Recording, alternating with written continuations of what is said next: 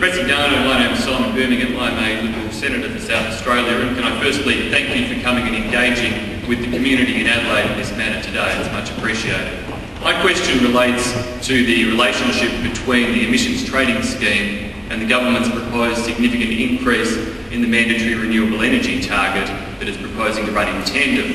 Do you believe this increase in the MRET will help the market mechanism approach of the ETS to deliver things most efficiently, and in particular will it help or hinder the development of new technologies such as sequestration or nuclear technology that you've discussed today? I think that the mandatory renewable energy target has a role while we don't have an effective emissions trading scheme in place. Once we've got an emissions trading scheme with a price of carbon that properly reflects the cost of carbon to the environment, to the community through the environment, then I don't think there is a role for such a scheme. I think we need an orderly transition process from a situation in which we've got the MRET and it's playing a role now to one in which it's not necessary. And in the draft report we suggest a transition process using the mechanisms that are already in the mandatory renewable energy target scheme. On your question whether it provides support for all low emissions technologies, and you mentioned geosequestration and nuclear, no it doesn't. It's focused on a subset of low emissions technologies, and since you raise nuclear, we discussed that in the report. We don't think that nuclear is a logical, economically viable early candidate in Australia, and for that, although it is in some other places with different characteristics, and so I'd say the burden of research on nuclear technology being carried by countries with a stronger established base and more interest in those technologies than we have here in Australia. Professor Garnaut, my name is Noel McCarthy, and I'm the CEO of a not-for-profit group called Canopy. We're in the business of sucking out some carbon dioxide using biosequestration. My question to you today is, are you able to give an indication of how you think the final report may see the role of biodiverse native vegetation and its ability to create carbon offsets in an emission trading scheme?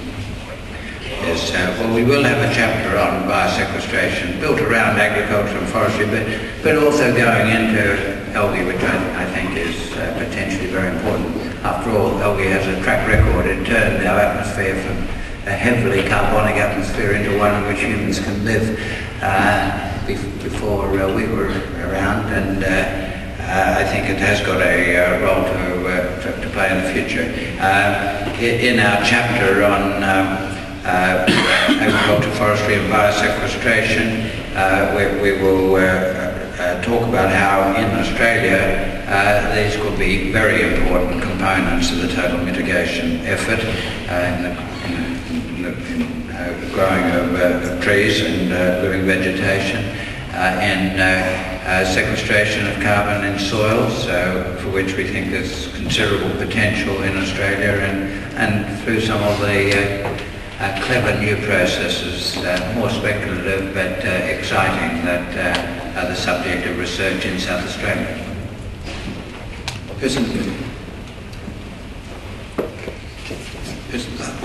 John Rolls, I'm with the Australia and New Zealand Solar Energy Society. Thank you for this opportunity. A couple of issues. One is, it strikes me that one of the really important things which we'll have to cope with is the process of transition from the current arrangements to those in which we price carbon.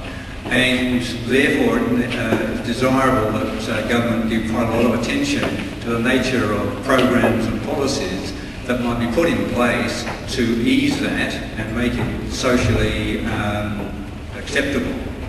That's one issue. And the other is, could you expand on, you have touched on it to some degree, could you expand on the nature of the international activity that Australia might undertake in order to support what is obviously necessary in the environment we now face? Yes, well, on the transition challenges, these are very considerable.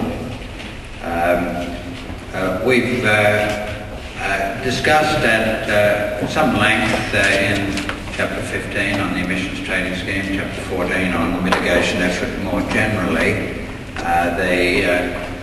the way in which, if an emissions trading scheme is designed correctly, the market will lead to a rising price for carbon dioxide over time, and so will put more and more pressure over time on the shift from high emissions to low emissions technologies.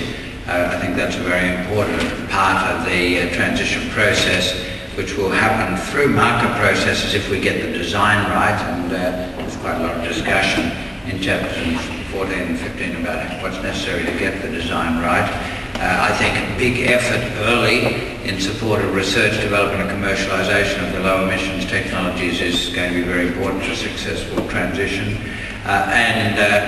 The success of the social transition requires efficiency in the use of the value of the permits to compensate a lot of households, and we've focused on households in the bottom half of the income distribution.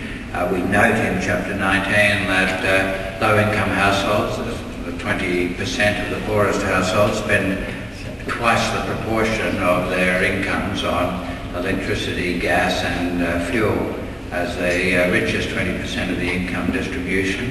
So if we didn't do anything about that, the introduction of the emissions trading scheme would be regressive by putting half of the revenue from the sale of the permits, and of course you've got to get the revenue by selling the permits to allow that to happen.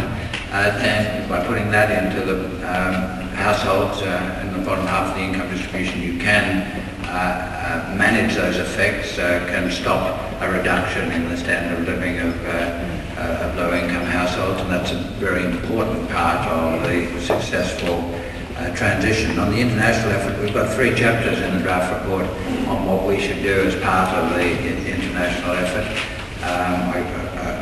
Chapters 11, 12 and 13. I commend them to you, but to summarise, we need to design our own scheme, including the targets and trajectories, which will be the subject of recommendations in our supplementary draft report after we've got the results of modelling. We need to design those so that they are consistent with what the rest of the world can be expected to do. And therefore you need to discuss the principles by which you would allocate globally the limited capacity of the atmosphere to absorb emissions. We've got considerable discussion of that in the draft report.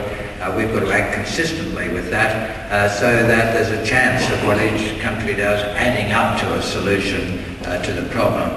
We attach a lot of importance to the low emissions technology commitment, in which all countries above a certain income, and we suggest countries with an average income above $11,000 should participate in proportion to their income. They make a proportionate contribution to research, development and commercialisation of low emissions technologies. As I mentioned, our share of that would be several $billion. We would want other countries making a commensurate effort. We think that we should take the initiative in setting up global sectoral agreements that would include countries that don't yet have comprehensive greenhouse gas mitigation regimes, so that they are at least participating in constraints on emissions in the main trade-exposed emissions-intensive industries like, for example, aluminium and steel. So there's some of the things we're suggesting.